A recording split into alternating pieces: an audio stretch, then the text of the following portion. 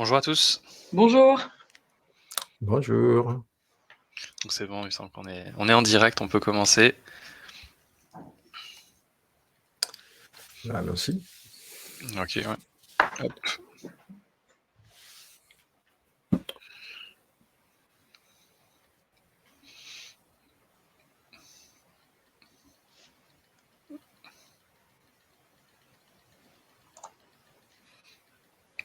Hop, voilà. On va pouvoir commencer sur les slides. Ok, bonjour à tous, bienvenue, merci de nous rejoindre sur ce webinaire. Donc je suis Damien Martin, je suis Partnership et Alliance Manager chez Idomi. Je m'occupe de gérer les relations avec nos partenaires conseils, type cabinet de conseil ou agence web, et avec nos partenaires technologiques qui viennent apporter des intégrations à notre solution. Et je suis accompagné de Antonio et Megan. Bonjour. Donc moi, je m'appelle Mégane Duval, je suis consultante juridique chez Kaora, qui est une société un cabinet de conseil, et j'ai la chance de pouvoir travailler avec l'équipe de Didomi et de faire donc ce webinaire avec vous, cette présentation aujourd'hui. Et bonjour, je suis Antonio, je suis Head of Product chez Didomi. Du coup, je m'occupe de tout ce qui est évolution de nos produits et je suis très content d'être là. Eh ben, on va commencer. Juste une brève présentation de la structure dans laquelle j'officie et qui donc est un des partenaires de Didomi. Kaora Partners, c'est un cabinet de conseil qui est en fait spécialisé dans le management et qui est dédié surtout à des métiers qui sont axés sur la transformation digitale, sur l'innovation technologique. Et nous, notre plus, c'est d'essayer d'optimiser tous ces process métiers et d'essayer d'accompagner nos clients à travers tous les besoins qu'ils peuvent avoir et dans des secteurs extrêmement différents.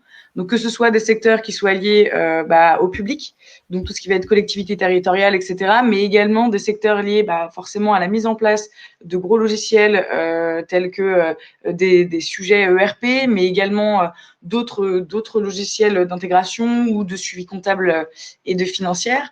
Et puis, on va aussi accompagner nos clients sur tout ce qui va être les secteurs du retail, du management, vraiment sur l'optimisation des process et bien évidemment sur le sujet du RGPD.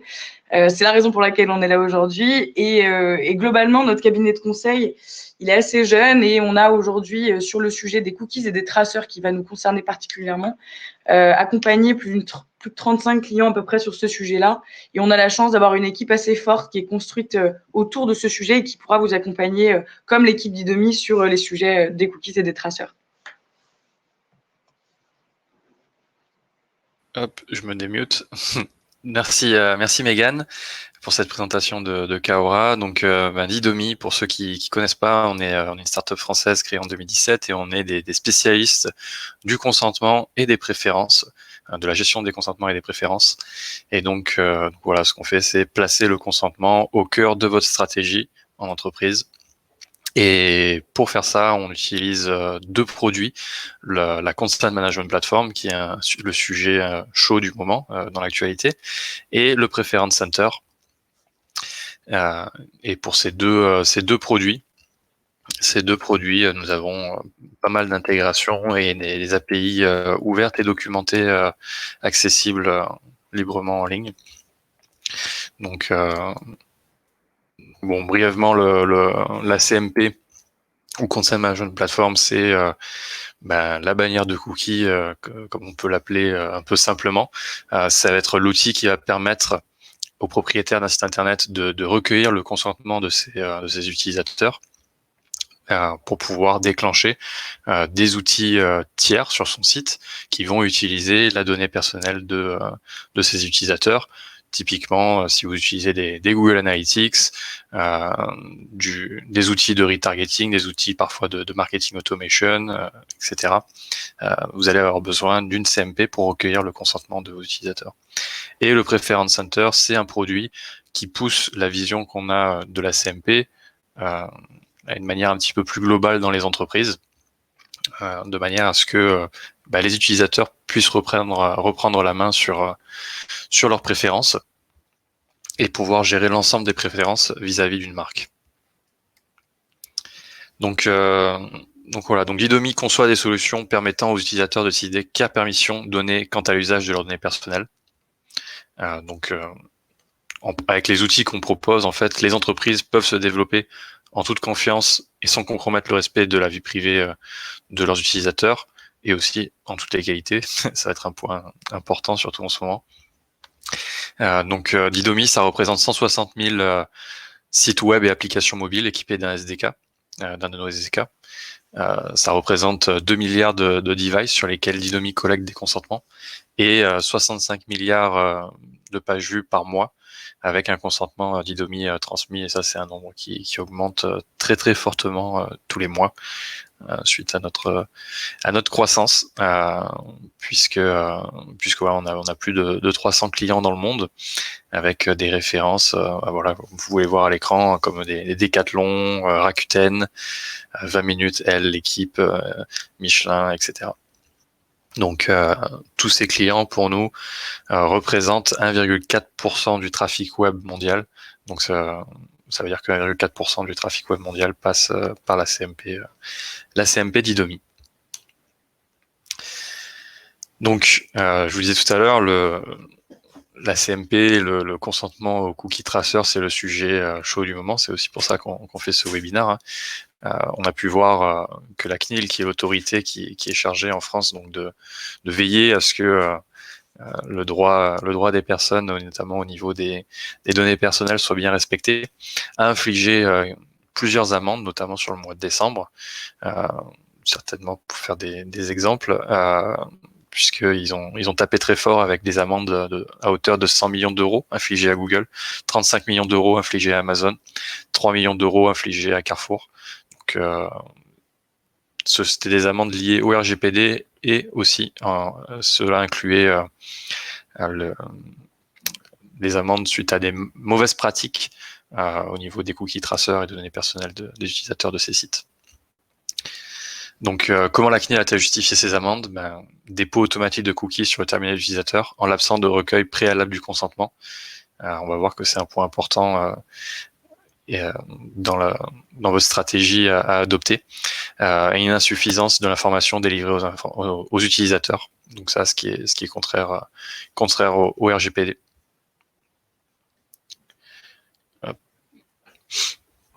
Donc, quelles leçons est-ce qu'il faut tirer de ces amendes?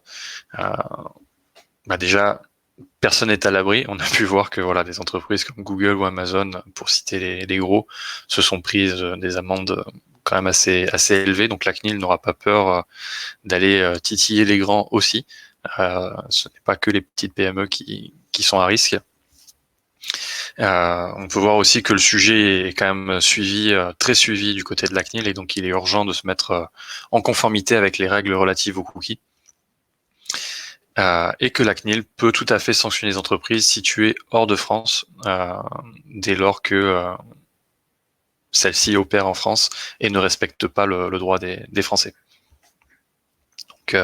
Donc le message un peu clair, c'est que personne n'est à l'abri. Il y a maintenant une régulation qui a été mise en place et qu'il va falloir respecter tout simplement.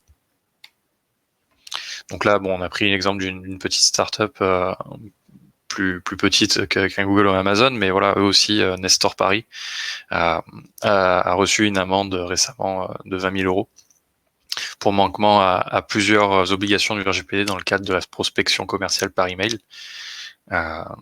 Donc là, on n'est plus trop sur les cookies, mais on touche toujours à la RGPD. Donc la CNIL a un œil sur tout, sur tout ce qui touche au RGPD.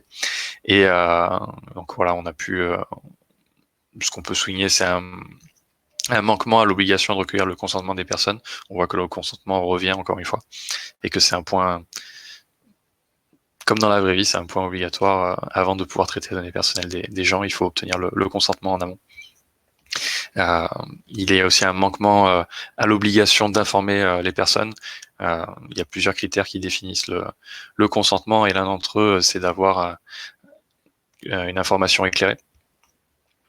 Un manquement à l'obligation de respecter le droit d'accès des personnes, et un manquement à l'obligation d'assurer la sécurité des données personnelles, ce qui est important, parce qu'en cas d'attaque, on peut se retrouver donc avec des données personnelles éparpillées un petit peu partout dans la nature, et ce qu'on ne veut pas forcément en tant qu'entreprise. Donc chez Didomi, chaque vendredi à 10h30,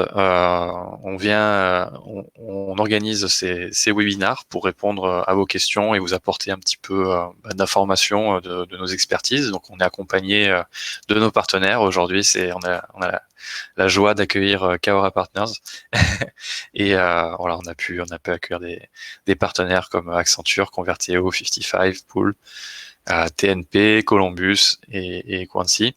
Donc voici le programme. Donc on en a déjà fait plusieurs. Vous pouvez voir les replays sur notre chaîne YouTube si vous en avez loupé et que vous voyez des intervenants qui vous intéressent. Et donc on a encore 2 à venir d'ici la deadline de la CNIL qui est le 31 mars. Donc on a vendredi prochain et la semaine suivante où on sera encore présent pour répondre à vos questions si besoin. Effectivement, là, il vous reste pas beaucoup de temps pour vous mettre en conformité au regard de ces lignes directrices et de ces recommandations. Et justement, ça pourrait être pas mal de refaire un petit tour rapide, en tout cas, sur l'historique de ces recommandations. Donc, il faut savoir en fait que la CNIL, globalement, en 2013, elle avait déjà publié une première recommandation après la transposition de la directive e-privacy en droit français en 2011.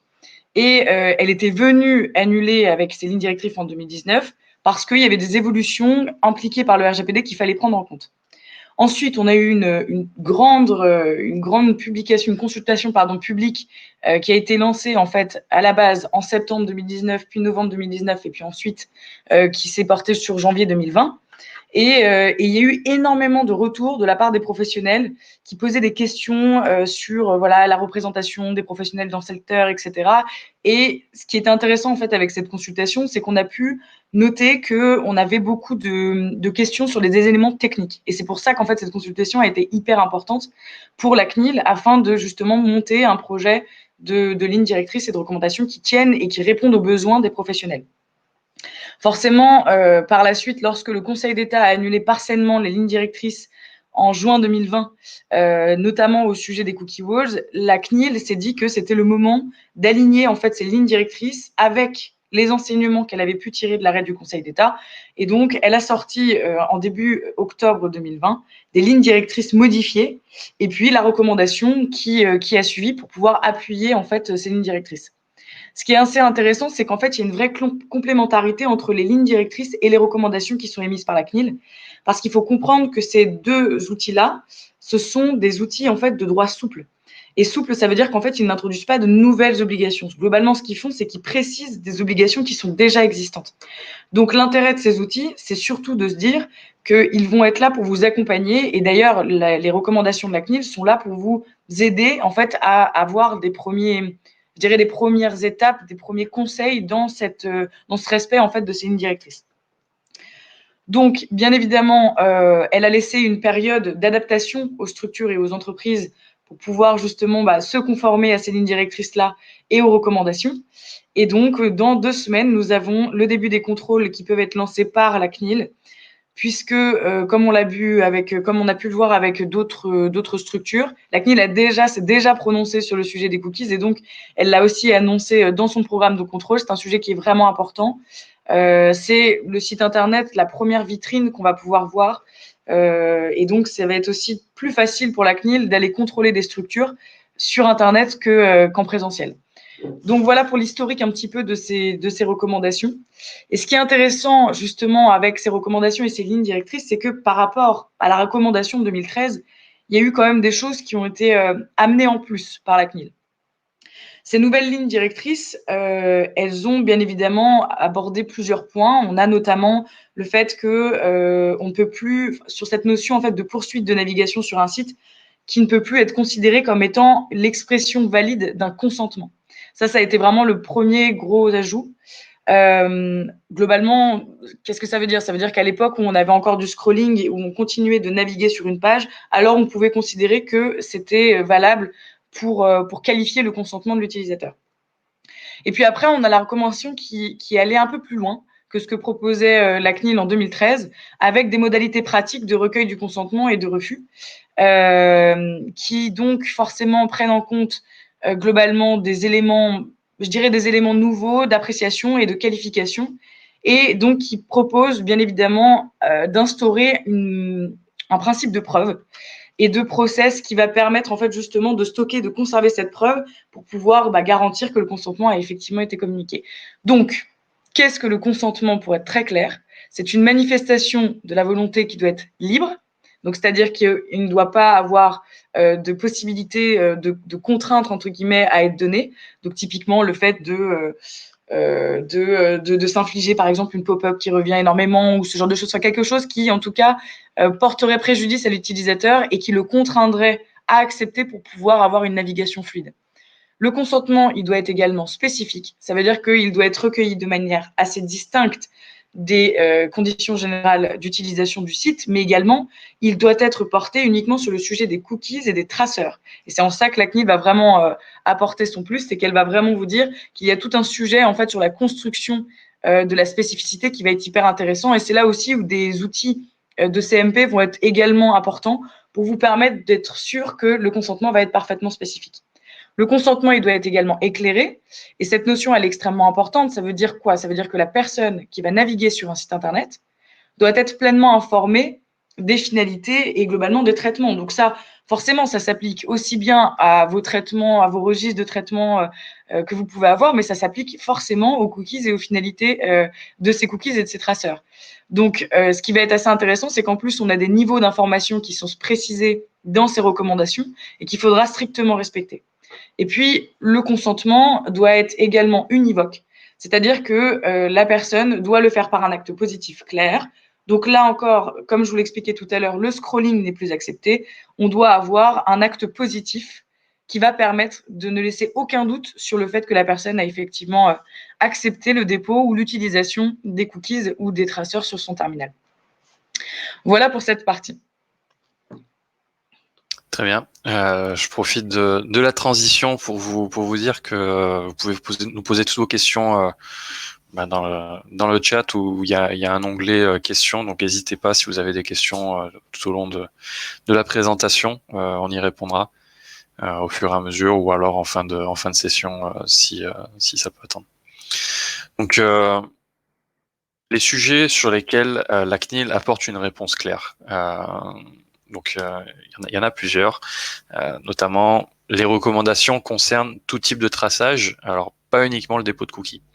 Le cookie, c'est un moyen utilisé actuellement sur le web pour pouvoir utiliser, stocker la donnée personnelle et pouvoir l'utiliser donc par des acteurs tiers. Mais les recommandations ont une vision un petit peu plus large et pas uniquement juste fixée sur les cookies. On parle des web beacons, pixels de tracking, le stockage HTML5, le fingerprinting, local storage, IDFA. Ce qu'il faut retenir de ça, c'est que toutes ces déclinaisons sont des moyens donc de recueillir des données personnelles. C'est que la grande ligne directrice à retenir, c'est que si vous allez traiter des données personnelles via un acteur tiers, il faut obtenir le consentement de vos utilisateurs et que pour obtenir ce consentement, il y a une certaine réglementation autour de ça à respecter. Donc tout d'abord, il faut laisser un vrai choix de consentement à l'utilisateur. Donc le responsable de traitement doit offrir aux utilisateurs tant la possibilité d'accepter que de refuser les opérations de lecture et ou d'écriture avec le même degré de simplicité. Bon, ça c'est assez clair, c'est un peu aussi ce qui peut effrayer les propriétaires de sites internet, mais bon, je pense qu'en tant qu'utilisateur du web, on a tous eu ces expériences d'utilisation pas super user-friendly, où on va devoir, pour accepter le dépôt de cookies, c'est très simple, il suffit d'appuyer sur le bouton j'accepte. Par contre, si on souhaite refuser, il faut qu'on aille dans 1, 2, 3 panneaux d'informations différentes et cliquer un par un sur chaque finalité pour exprimer son refus. Bon, on voit bien que l'expérience n'est pas la même pour accepter ou pour refuser. Ça, évidemment, à partir du 31 mars, il faudra y remédier. On a une question, je me permets de rebondir dans la question dans le chat puisqu'elle est liée à ce que je suis en train de dire. On a vu apparaître depuis quelques semaines la mention « Continuer sans accepter » dans les CMP. Je pense notamment à votre client Decathlon. Quel est le raisonnement juridique derrière ce choix? Merci. Megan, tu veux répondre? Je t'ai vu très proche, non? Non, c'était un premier. Vas-y, je compléterai si besoin. Ouais. Donc en fait, il y a eu des premiers travaux qui avaient été réalisés par la CNIL début 2020. Et donc avec notamment le coronavirus, les recommandations sont apparues en octobre. Et donc au tout début 2020, donc quand la CNIL préparait ses recommandations, c'est vrai que il n'y avait pas trop de marge de manœuvre. C'était s'il y a un bouton tout accepter, il y a un bouton tout refuser.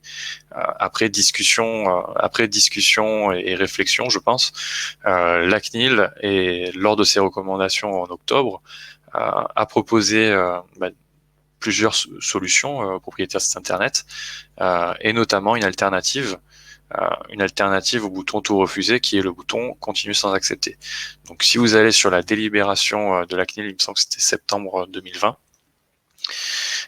je vais peut-être vous la mettre dans le chat, comme ça vous pourrez la regarder. Ouais, donc c'est ça, c'était la délibération 2020-092 du 17 septembre 2020. La CNIL, en fait, sur la page sur la page 10, page 9 et 10, propose en fait des mock-ups, des exemples, donc des maquettes, pour que l'utilisateur puisse exprimer son refus de donner son consentement, et donc à proposer le bouton tout refuser ou un bouton en haut à droite, effectivement, continuer sans accepter, qui est une alternative au bouton tout refuser. Mais qui est une alternative, mais qui reste quand même, dans les usages qu'on a sur le web, c'est-à-dire qu'en général, quand il y a une popine, en haut à droite, il y a une petite croix pour fermer la popine. Là, on va ajouter un petit peu d'informations. Au lieu d'avoir juste la petite croix, il y aura marqué continuer sans accepter, de manière à ce que l'utilisateur ne soit pas, perdu, ou n'ait pas un doute sur le fait que, en cliquant sur la croix, il est bien refusé le dépôt de cookies. Donc, je vous ai mis le lien dans le chat si vous voulez jeter un œil à cette délibération. Donc, quelques exemples, de vrais choix de consentement. Donc là, on a pris quelques bons élèves. Donc, on a le Parisien. Donc, vous voyez, ce sont les premiers niveaux d'information de la bannière. Donc, il y a un niveau d'information assez simple qui explique qu'il va y avoir du dépôt de cookies. Pour aller dans le détail et pour savoir dans quelle finalité, il faut cliquer sur le bouton en savoir plus ou personnaliser ou gérer mes choix, de manière à aller un petit peu plus loin dans l'information et savoir pourquoi est-ce que il y a de la collecte de données. On peut voir que chacun d'entre eux ont utilisé des boutons tout accepter ou tout refuser. Donc on a pris l'exemple du Parisien, Le Bon Coin, Symbiosis. Il est possible que si vous allez sur certains de ces sites, la bannière ait changé, parce qu'il y a beaucoup de tests qui sont faits en ce moment de la part des propriétaires de sites internet, pour voir en fait les réactions aussi des utilisateurs en face de ces bannières, et qu'est-ce qui est le plus... Donc on a Nina qui nous dit qu'elle n'est pas tout à fait d'accord, car cette mention continuée prive l'internaute de la possibilité d'être informé de l'existence de cookies dits nécessaires qui vont être déposés quoi qu'il en dise, puisqu'il n'ira pas cliquer sur le détail. Sur ce point-là, en fait, globalement, quelle est la différence entre cliquer sur le bouton continuer sans accepter et de cliquer sur le bouton, par exemple, qui serait un tout refusé en bas sur le même premier niveau d'information? Il n'y aurait pas forcément de détails supplémentaires qui seraient apportés. Donc là-dessus, je vous avoue que j'ai un peu du mal à comprendre du coup la distinction que vous en faites, puisque en tout état de cause, le premier niveau d'information restera le même, et que la personne décide d'accepter ou de refuser, elle déroulera pas en premier niveau l'information détaillée. Donc sur ce point, j'avoue que si vous pouvez nous préciser un peu plus dans le chat, on essaiera d'y réfléchir ensemble tout à l'heure. Ouais. Je pense que j'ai quelques éléments de réponse aussi par rapport au développement qu'on est en train de faire à disposition de nos clients. En gros, les deux, que ça soit le clic sur accepter, continuer sans accepter, ou est égal à tout refuser. Donc l'action, on arrive sur la bannière, nettement oui, cet lien il peut se trouver au-dessus ou en bas de la bannière. Je clique, je vais continuer sans accepter, donc par définition c'est égal à un refus. Et en tout cas c'est comme ça qu'on les gère chez Didomi. Ok, il y a Frédéric qui nous a posé des questions. Je vais juste continuer, parce que ces questions sont un petit peu sont pas forcément liées au sujet, enfin pas au sujet, mais je veux dire au slide qu'on est en train de traiter, mais on y reviendra, Frédéric. N'hésitez pas, les autres également, les autres participants, à poser vos questions. Et de toute façon, voilà, on a prévu pas mal de temps à la fin pour répondre à chacune de vos questions. Donc, les recommandations de la CNIL s'appliquent aussi pour tout type d'appareil, et pas uniquement le site web, hein, c'est-à-dire juste sur ordinateur. On parle également, voilà, des ordinateurs fixes et mobiles, des smartphones et des téléphones, des TV connectés, des objets connectés, etc. En fait, encore une fois, il faut bien comprendre la vision de la recommandation, c'est-à-dire traitement de données personnelles par des tiers. Il faut le consentement en amont. Et ça, les moyens en fait mis en place, que ce soit des cookies, que ce soit sur des sites web, des applications mobiles ou directement embarqués sur des objets connectés, il faut du consentement en amont, quoi qu'il arrive. Donc, petit moment de placement de produit. J'en profite pour vous dire, que voilà, Didomi a lancé son SDK pour les TV connectés. Donc on l'a lancé lundi, ça y est, c'est live, et donc c'est compatible Android TV et Apple TV. Donc on est très fiers parce qu'on est la première entreprise européenne à proposer ce type de SDK pour les CMP. Voilà, fin du placement de produit. C'était court. Globalement, en fait, comme vous le savez, les recommandations apportent quand même beaucoup d'éléments, des éléments dont on a déjà un petit peu parlé, des éléments que vous avez déjà anticipés là dans vos premières questions. Mais ce qui est intéressant de savoir, c'est que globalement, les recommandations de la CNIL sont, comme leur terme l'indique, des recommandations. C'est-à-dire que ce sont des pratiques qui vont être conseillées. Elle va essayer de vous éclairer sur la manière de proposer des choses, de paramétrer votre interface, enfin voilà, d'essayer de faire en sorte que vous respectiez les lignes directrices établies. Mais pour autant, vous êtes aussi libre d'interpréter ces dispositions comme vous l'entendez, de sorte à ce que vous puissiez vous mettre en conformité selon aussi votre manière de faire. C'est pour ça d'ailleurs que la recommandation, elle propose plusieurs choses. Donc par exemple, elle va proposer plusieurs modalités de recueil, de refus et de retrait du consentement. Donc typiquement, la question que soulève Nina est en lien en fait avec ces modalités, puisqu'effectivement, globalement, la CNIL, qu'est-ce qu'elle nous dit? Elle nous dit que ce qu'il faut retenir, c'est qu'il faut proposer des boutons d'acceptation de refus globaux au stade du premier niveau. Maintenant, elle vous dit, il est possible d'avoir plusieurs termes différents qui vont être utilisés. Il est possible également pour la personnalisation, par exemple, des choix ou de choisir finalité par finalité, d'avoir plusieurs terminologies, décider par finalité, personnaliser mes choix. Vous en avez plusieurs. Et globalement, c'est intéressant en fait d'avoir cette analyse-là et ce recul-là aussi parce que comme Nina posait la question tout à l'heure, est-ce que vous allez considérer que avoir votre bouton qui va être continué sans accepter pour vous va être suffisant pour caractériser un des critères en fait du consentement, ou est-ce que pour vous avez envie en fait de vous assurer que ce n'est pas suffisant et donc de pousser l'utilisateur à être sûr qu'il aille vraiment dans le détail. Attention toutefois à pas basculer dans l'excès, parce qu'il y a certains, chez Kaora, on a pu accompagner certains clients qui, eux, avaient tout le temps envie, en fait, d'apporter vraiment un niveau d'information extrêmement conséquent. Et on avait la pression de tomber un petit peu dans l'excès d'informations qui noyait l'utilisateur, en fait, dans trop d'informations, qui le poussait à accepter limite dès le premier niveau, finalité par finalité, et qui, globalement, en fait, avait l'effet inverse d'un consentement parfaitement éclairé et libre. Donc attention aussi à ces sujets-là. Bien évidemment, la poursuite de la navigation, comme je vous l'ai dit tout à l'heure, n'est plus, en tout cas ne sera plus considérée comme étant une expression valide du consentement. La CNIL, en tout cas, essaye vraiment d'inciter à ce qu'on ait un clic sur un bouton avec un terme précis. Et elle a également parlé de l'éventuelle petite croix qu'avait mentionnée tout à l'heure Damien sur le dessus, mais cette croix doit spécifiquement être un refus des cookies et ça doit être clairement indiqué aussi dans l'information. Il faut bien que ça soit compris. Les recommandations permettent aussi de fournir de manière différente l'identité des responsables de traitement auxquels les consentements vont être fournis, donc globalement vos partenaires tiers, etc. Donc ça va être aussi intéressant de voir comment vous pouvez en fait moduler cette première information et cette seconde information. Et puis, bien évidemment, le sujet phare de ces recommandations, c'est le consentement et c'est stocker, prouver le consentement. Alors, comment on fait pour le prouver? On vous en parlera encore un petit peu après, mais vous savez que la CNIL vous propose plusieurs manières de le faire.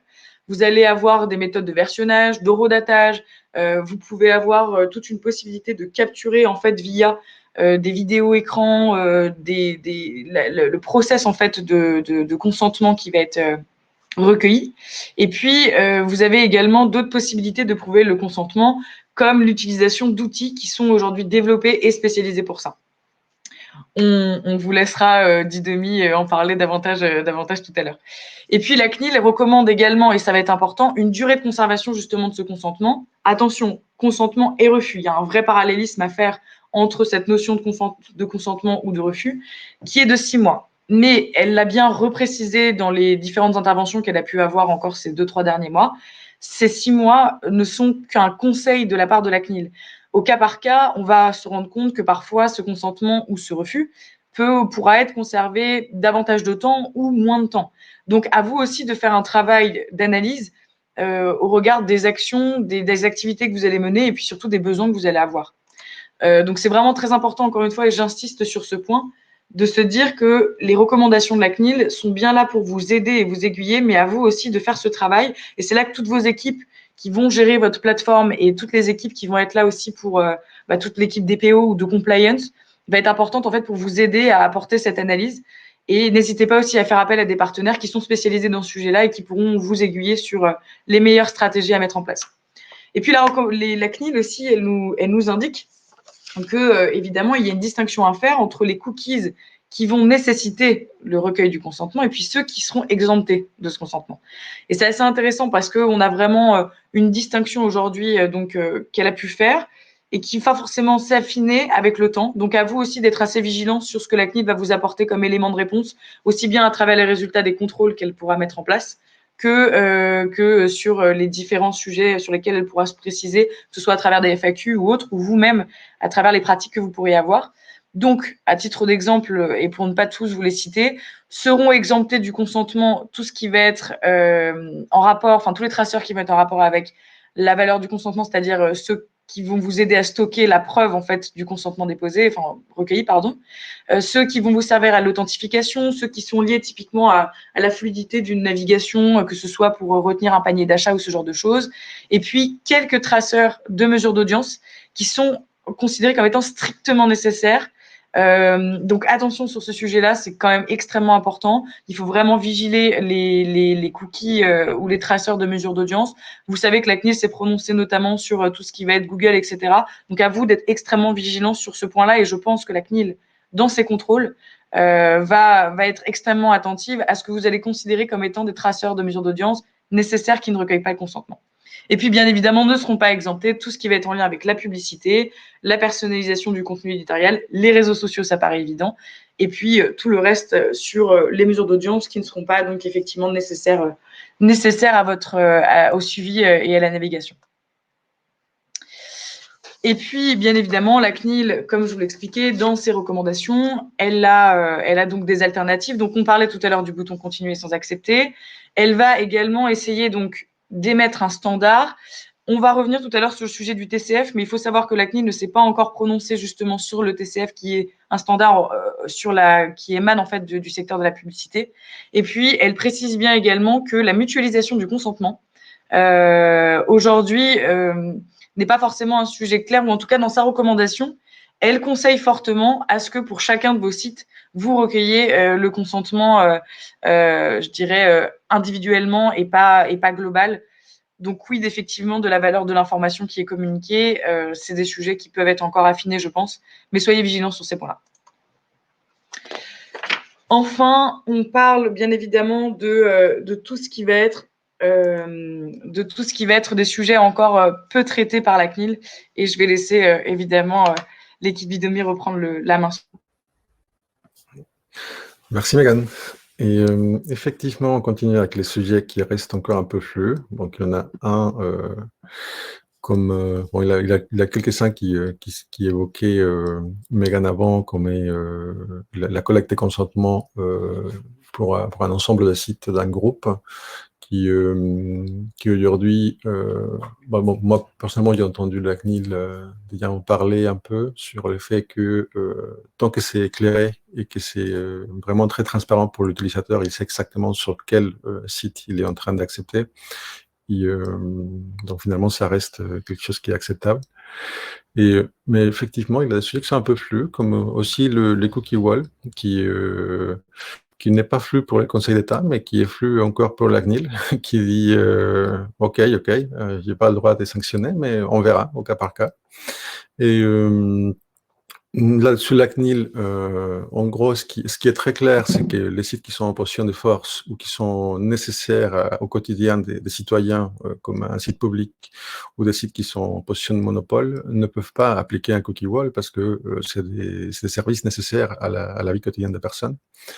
Mais en tout cas, tant que que votre modèle business est extrêmement clair et que vous disiez de manière transparente à l'utilisateur, vous, soit vous pouvez accepter la publicité pour continuer à naviguer ou vous abonner, bon, tant que les choix sont assez clairs, le sujet des cookie wall aujourd'hui reste plutôt dans les côtés acceptables.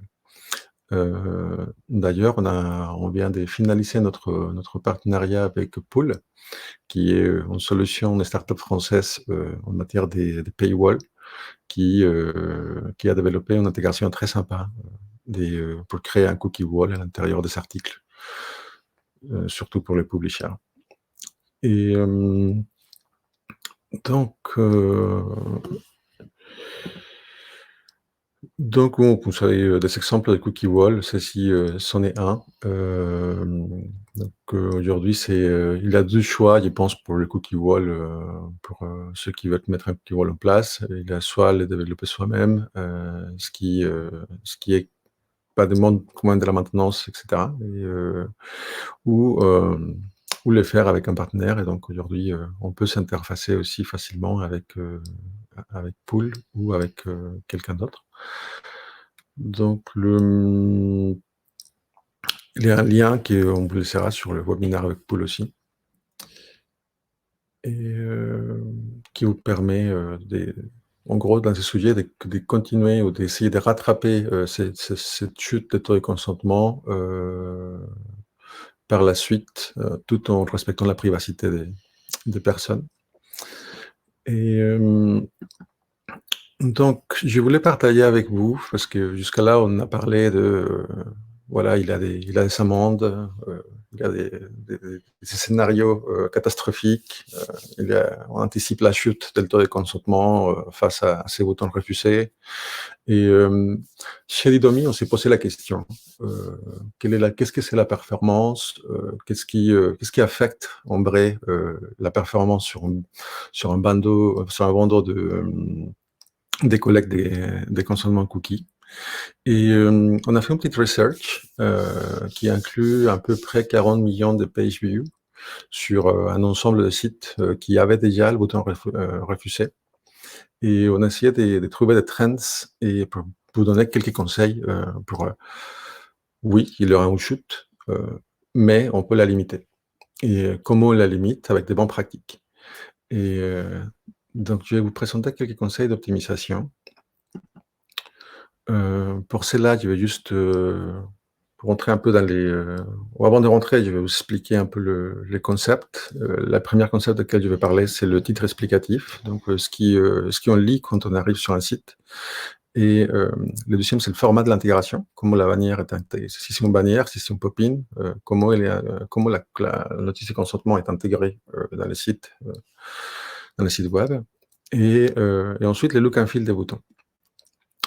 Et donc, la première chose qu'on observe, et ça c'est vraiment s'il y a un point à retenir, c'est celle-ci, c'est que quand on arrive sur un site web et il y retrouve une bannière de consentement, on est obligé d'afficher ce texte-là, qui, comme on le voit à droite, qui est un texte on est obligé, il y a beaucoup d'informations à donner, et qui n'est pas facile à digérer. Donc, plus naturellement, quelqu'un qui n'a pas un texte qui explique de quoi s'agit-il, va avoir plus tendance à juste vouloir fermer parce que pourquoi? Parce qu'en tant qu'internaute, je n'ai pas envie de lire tout ça pour, accéder à l'information parce que en gros, oui, on me demande mon consentement, le site est obligé de me demander mon consentement, mais moi, en tant qu'internaute, je ne veux pas, cet écran. Ce que je veux, c'est accéder au contenu. Donc il faut lui expliquer ce que c'est et je donne un exemple là, j'ai fait exprès de mettre Your privacy is our priority, parce que quand ça challenge un peu le type de site, comment c'est éclairé ou pas. Il y a différentes pratiques. On peut aussi tout simplement dire gérer vos choix en fonction des cookies. On donne les cookies, nous respectons votre privacy. Vous pouvez tester différents titres, mais en tout cas, nous, on voit une forte différence entre une bannière qui a un titre explicatif et qui dit de quoi s'agit-il, et parce qu'en gros, c'est la seule partie que l'internaute ou la plupart des internautes vont lire dans cette bannière. Le reste sera soit refuse ou accepté. Et on voit vraiment des augmentations de 56% de taux de consentement très importantes quand il en a un titre et face à quand il n'en a pas. Après, en gros, je suis en train d'accepter ou pas ce qui dit le titre. Le deuxième point qui a aussi un impact, c'est une popine versus une bannière. Nous, dans les popines, on voit des taux de consentement qui sont nettement beaucoup plus élevés que dans les intégrations bannières. Comment on explique ça? On peut expliquer ça par l'effet que, encore une fois, je suis internaute, je veux accéder au contenu. Si on me pose une question, est-ce que tu te donnes ton consentement? Je réponds à la question, oui ou pas. S'il accède à la moitié des contenus auxquels je veux accéder et qu'ensuite il y a une espèce de bannière en bas qui me bloque la moitié de l'information et qui finalement est en train d'être intrusif, mais c'est de passer à la pollution parce qu'il y a des éléments différents qui sont sur l'écran qui répondent à différents besoins. L'internaute va avoir plus tendance à cliquer sur ou à vouloir fermer cette bannière plutôt qu'à répondre à la question qu'on est en train de les poser. Et donc, il va y avoir un taux des refus qui est plus importante sur une bannière que sur une popine. Quelle est la peur? La peur, c'est de dire est-ce que mon taux de rebond, il augmente? Nous n'observons pas des taux de rebond qui augmentent face à l'une ou à l'autre, finalement. Et donc, en gros, le conseil, c'est vous pouvez mettre en place plutôt une popine qu'une bannière, si en plus elle a son titre explicatif. Donc, il y a deux points qui vont vraiment garantir une chute moins forte dans cette taux de consentement ou plutôt un taux de consentement plus élevé. Le troisième point qui est aussi important, c'est le look and feel des boutons. Il y a une ambiguïté dans ce qu'on appelle un dark pattern et qui peut s'apprécier de différentes manières. En tout cas, le premier point, c'est que nous, on voit des taux de consentement qui se multiplient par 2, ou jusqu'à 2 fois, quand on a des différentes couleurs pour des différentes actions. Et le conseil, ce n'est pas mettez une grosse flèche et un bouton qui clignote en disant accepter, accepter, accepter. C'est tout simplement faire une différence pour 2 actions. Et ce qui, à mon avis, et ça se discute, c'est aussi partie d'un choix éclairé.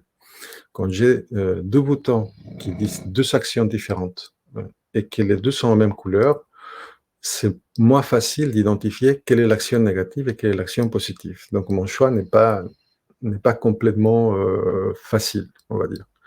Et alors que si 2 actions ont 2 couleurs, c'est beaucoup plus transparent pour l'utilisateur. Et en tout cas, nous, que ça soit en vert, en rouge, en violet ou en rose, juste le fait de donner une couleur différente à chaque action fait augmenter aussi un taux de consentement.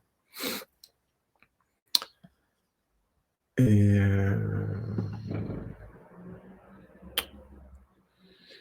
dans les sujets qui restent sans réponse.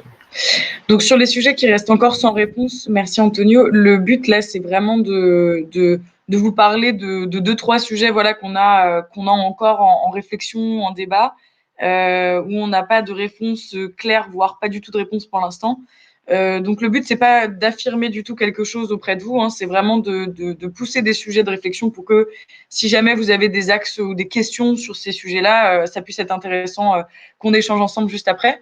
Donc globalement, le premier sujet en fait qui est en fait un cas d'usage que nous sommes en train de voir en ce moment chez Kaora Partners, c'est l'expression même de la mise en forme du retrait du consentement. Pour être exact, comme vous le savez, dans la délibération donc, qui vaut adoption donc, des recommandations, la CNIL, elle nous dit dans son article 3, qui est relatif au retrait et à la gestion du consentement, que l'utilisateur, enfin en tout cas que la possibilité de retirer le consentement peut être offerte via un lien qui va être accessible à tout moment. Donc typiquement, ça va être en dehors, bien évidemment, du CMP, donc de la plateforme justement de gestion du consentement que vous allez pouvoir utiliser, qui va vous proposer tout de suite ces services-là. Ça va être aussi à vous de voir comment mettre en œuvre ce lien en fait accessible à tout moment. Elle nous dit très simplement qu'on peut avoir une dénomination descriptive, donc c'est-à-dire du texte, et elle nous donne quelques exemples. Ça peut être un titre tel que module de gestion des cookies ou gérer mes cookies ou même le mot simplement cookies. Vous voyez bien par exemple quand vous allez sur le site de la CNIL qu'en haut à droite, vous avez toujours dans le header les termes gestion des cookies. Donc ça, c'est assez simple, c'est assez instinctif, c'est assez intuitif. Et pour reprendre ces termes, globalement, ça répond à la condition de lien accessible, ou en tout cas de quelque chose de parlant, qui permet tout de suite de comprendre quel est le but. Mais elle nous dit également qu'un éditeur d'un site web peut fournir aux utilisateurs un module donc, de paramétrage, donc typiquement un outil tel qu'une CMP, qui va vous permettre donc justement de fournir cette possibilité de retrait à tout moment ou de réacceptation à tout moment du dépôt et de l'utilisation des cookies. Et puis, elle explique que vous pouvez donc utiliser aussi une représentation visuelle, c'est-à-dire une icône, et elle précise une icône cookie.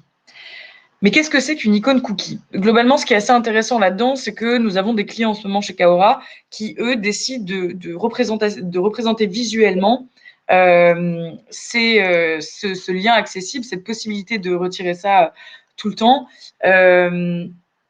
via en fait des représentations graphiques qui, je dirais, ne sont pas forcément explicites pour reprendre les termes de la CNIL. Du coup, qu'est-ce qui caractérise le terme explicite? Aujourd'hui, c'est vraiment pas clair. On n'a pas de sujet en dehors de cette mention d'icône cookie, on n'a pas de réponse de la part de la CNIL davantage qui s'explique en tout cas sur ce que pourrait être une bonne représentation visuelle ou une mauvaise représentation. Donc c'est à vous aussi de vous faire accompagner si vous le souhaitez par des partenaires qui vous proposeront des outils et qui pourront vous aider justement à mettre en œuvre un visuel qui, correspondra à vos attentes commerciales, à vos attentes commerciales, mais également qui pourra répondre à ce fameux critère d'explicite ou d'intuitif que présente la CNIL dans ses recommandations. L'autre sujet qui est assez intéressant aussi, c'est l'harmonisation européenne autour du TCF. Donc, pour rappel, le TCF, qu'est-ce que c'est? C'est Transparency and Consent Framework, qui est donc globalement, en fait, assez intéressant. C'est un produit un peu étrange qui vient de l'écosystème publicitaire. Et donc, qui propose des mécanismes de signalement, d'identification de l'ensemble des responsables de traitement. Pour ce qui est du TCF en sa version 2, la CNIL, globalement, aujourd'hui, elle ne s'est toujours pas prononcée en fait, sur le sujet. Parce que comme vous le savez, en tout cas sur le sujet de l'harmonisation, puisque comme vous le savez, l'autorité belge a publié, enfin en tout cas a entamé une action en fait contre ce TCF-là, donc par rapport en tout cas à sa validité sur le statut de l'IAB. Et ce qui est assez difficile en fait, c'est de voir comment on va pouvoir harmoniser ça sur le territoire européen. Donc ça va être hyper intéressant aussi pour vous de suivre ce sujet-là sur le TCF et l'avancée du TCF, parce qu'une fois que la CNIL se sera prononcé, ça sera aussi des éléments supplémentaires pour vous, et notamment sur le sujet des finalités qu'elle propose. Et puis le dernier point, c'est sur la responsabilité conjointe, où là encore, on n'a pas de réponse très claire en fait de la part de la CNIL, parce que globalement, en fait, une des questions qui pouvait se poser ces derniers temps, c'était de savoir si, dans l'hypothèse d'un détournement de finalité, si moi, par exemple, je suis responsable de traitement et que j'assiste à un détournement de finalité fait par un tiers qui dépose un cookie sur mon site, est-ce que à ce moment-là, je suis considérée comme étant un responsable conjoint? La CNIL a eu l'occasion d'avoir cette question sur les dernières interventions qu'elle a eues et elle n'a pas su vraiment répondre à ce sujet-là parce que forcément, c'est un sujet qui ne s'est pas encore présenté. Globalement, ce qu'elle peut conseiller sur ce point-là, c'est d'avoir une distribution des responsabilités sur les obligations légales qui sont liées au dépôt des traceurs et puis de s'assurer du consentement forcément informé dès le premier contact.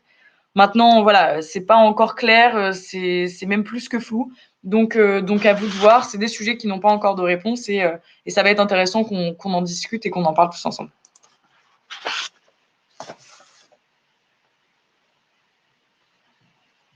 Je vais remettre le micro. Donc, ce que dit Domi et Kaora, ce que nous pouvons faire pour vous. Comment est-ce qu'on peut vous aider? Donc, avec Didomi, vous avez la possibilité via notre CMP de configurer le bouton refuser et le bouton continuer sans accepter. Via notre outil, vous pouvez également paramétrer la fréquence de collecte de consentement, notamment la recollecte différée en cas de refus. Alors évidemment, il ne s'agit pas de représenter la bannière tous les jours si vous avez reçu un refus, évidemment. Alors, il ne faut pas endommager l'expérience utilisateur, ce que disait Megan tout à l'heure. Il faut que le consentement reste libre. On propose plusieurs intégrations, où on est en train de développer plusieurs intégrations. Et donc ça, Antonio travaille très fort avec son équipe dessus. Donc intégration avec Pool pour la partie paywall, des intégrations avec des partenaires d'A/B test comme Chameleon et A/B Testy, et une grosse intégration qui intervient en ce moment avec le Google Consent Mode, qui est la nouvelle feature que propose Google. Et globalement, ce que propose Kaora, en fait, je dirais un peu en complémentarité de ce que proposait Didomi, c'est de vous accompagner vraiment sur cette partie stratégique de la gestion de votre site internet, aussi bien sur la rédaction de l'information préalable, c'est-à-dire on est là aussi pour vous aider à savoir ce que vous devez mettre dans votre information, à distinguer par exemple les informations de premier niveau, deuxième niveau, et même si vous avez des partenaires qui vous aident justement à faire cette distinction-là, on est aussi là pour vous aider que ce soit dans la rédaction de vos politiques de gestion de cookies, de confidentialité, donc vraiment beaucoup plus large sur l'ensemble de traitements que vous pouvez avoir. Vous aider aussi à définir quel traceur pourrait être nécessaire à votre stratégie en fait que vous visez sur votre plateforme. Et au-delà des besoins commerciaux, donc c'est-à-dire je pense à tout ce qui va être collectivité territoriale, etc., comment aussi vous pouvez optimiser les informations que vous pouvez avoir et quels traceurs vous pouvez avoir besoin de mettre en place. Et puis, bien évidemment, définir avec vous ensemble la stratégie de durée de conservation de ces cookies et de ces traceurs.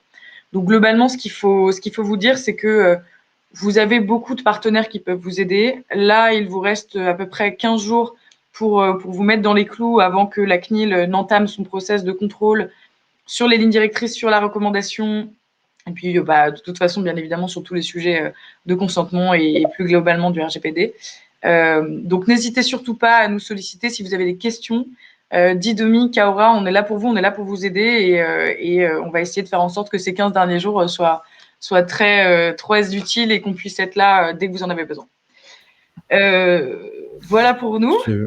Je propose de lire un petit peu les questions du public, parce qu'il y en a quelques-unes et il ne reste pas longtemps. Donc, je peux commencer par celle de qu'est-ce qui est un cookie wall, une explication très rapide.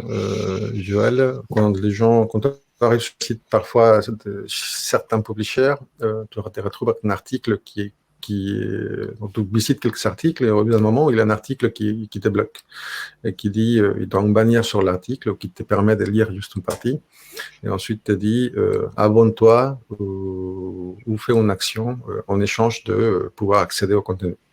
Et un cookie wall, c'est ce principe-là. C'est le principe à un certain moment, un article peut te dire accepte la publicité pour pouvoir continuer à lire. Et dans ces cas-là, accepter les cookies publicitaires.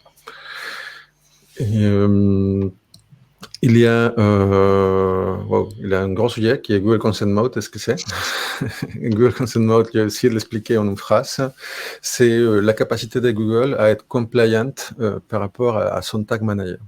Donc, c'est-à-dire, cas 1, j'arrive sur un site où Google Analytics et Tag Manager sont installés. Je donne mon consentement, tout fonctionne normalement. Je donne pas mon consentement. Du coup, Google adapte les tags pour fonctionner qu'avec de la donnée pas personnelle. Donc, en gros, ça va continuer à enregistrer s'il y a pas vu, s'il y a une visite, mais il n'a pas de géolocalisation, il a rien de données personnelles. C'est juste un hit sur un tag. Et de la même manière, ça va lui permettre de continuer à tracer la conversion, mais pas avec de la donnée personnelle. Et donc c'est ça Google Consent. Avec de la modélisation de données aussi, c'est ça, Antonio? C'est des données agrégées, tout à fait. Et il a des données agrégées, et donc il n'y a aucune donnée personnelle en cas de refus, mais ça continue à donner quelques indicateurs. Et donc c'est un peu dans les grandes lignes. Il y a beaucoup plus de détails. Ouais, je pense que c'est clair. Ensuite, il y a... il y a Frédéric qui nous avait posé une question au début, donc je vous ai pas oublié, Frédéric. Je reviens à votre question. Donc vous en avez posé deux. Donc on parle des trackers de comportement sur les pages de type Heatmap, qui n'identifient pas les visiteurs et qui ne laissent pas de cookies. Je suppose qu'ils respectent les données personnelles. Ont-ils besoin d'un consentement? Alors, je veux pas trop m'avancer, mais je pense que là, ça dépend. Tout dépend en fait où vous placez vos heatmaps. Si c'est sur des environnements logués, là, à ce moment-là, potentiellement, je pense que l'outil a moyen de récupérer des données personnelles, puisqu'on peut avoir, si c'est des captures vidéo, on peut avoir l'adresse email de l'utilisateur, son nom, prénom et parfois d'autres informations. Donc, je suis pas expert. Je sais pas si Antonio, toi, t'as rencontré ce type de cas. Sur les heatmaps, peut-être type Hotjar, peut-être. Je n'ai pas rencontré ce type de cas.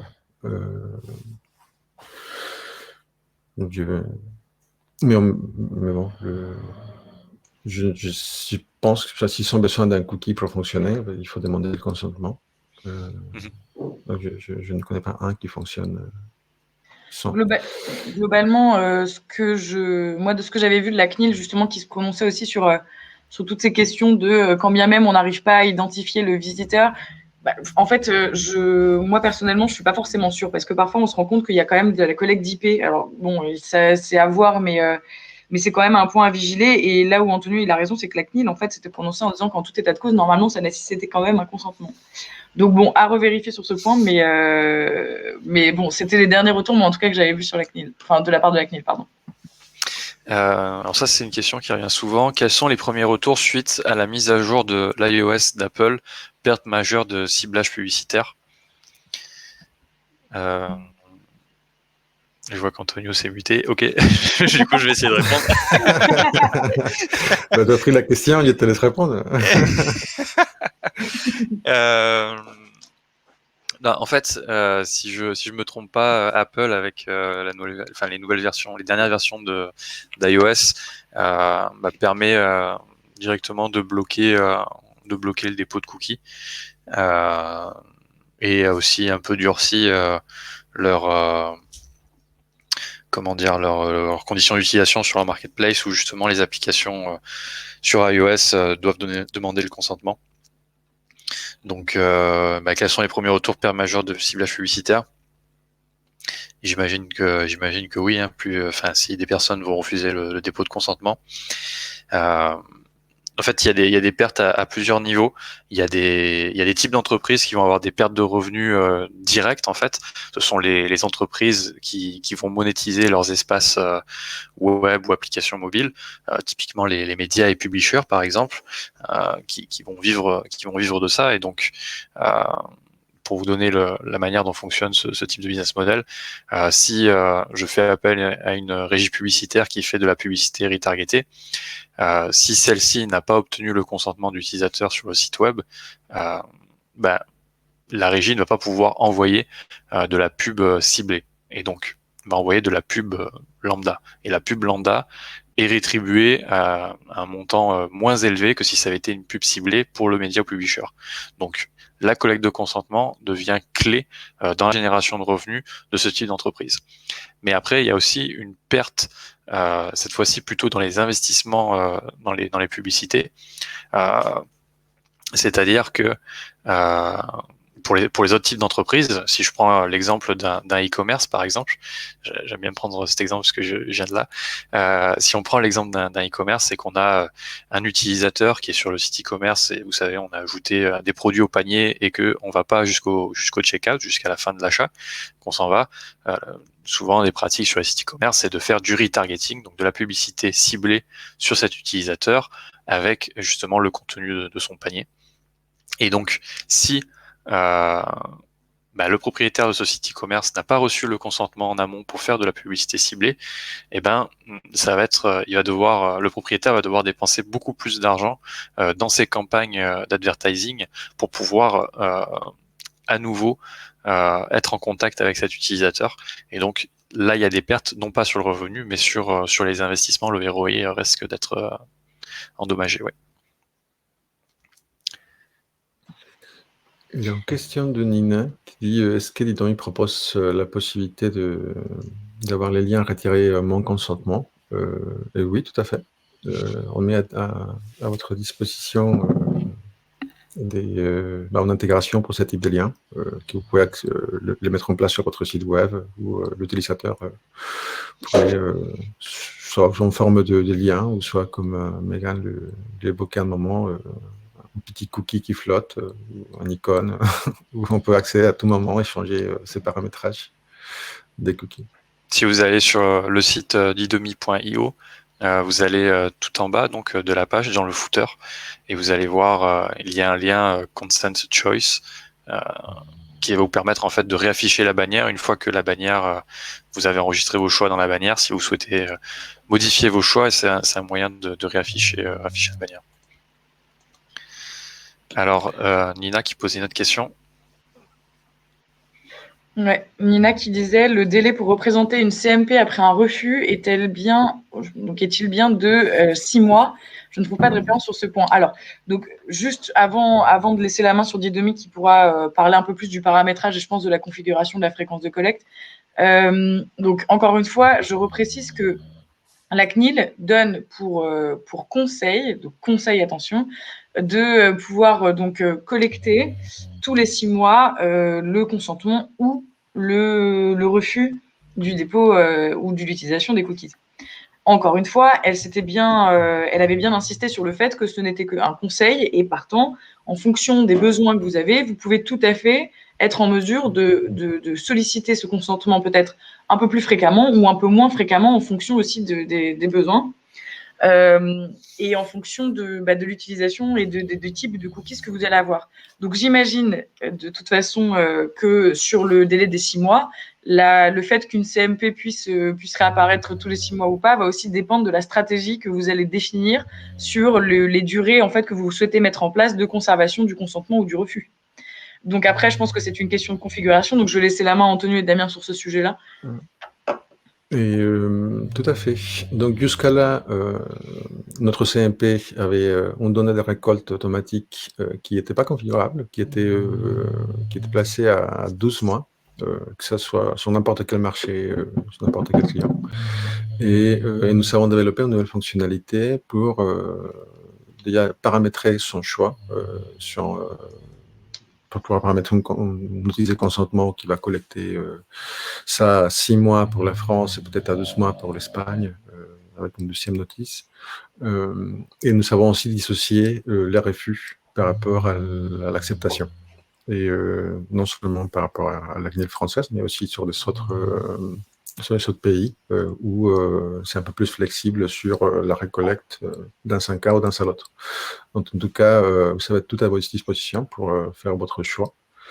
Mais nous, on vous conseille qu'au moins la collecte de consentement positif soit respectée sur les 6 mois, comme conseil Patrick. Bon, je pense qu'on a couvert toutes les questions. On est un peu en dehors du temps, mais merci à tout le monde. Merci beaucoup. Merci à tous donc d'avoir participé à ce webinaire. Merci pour vos questions.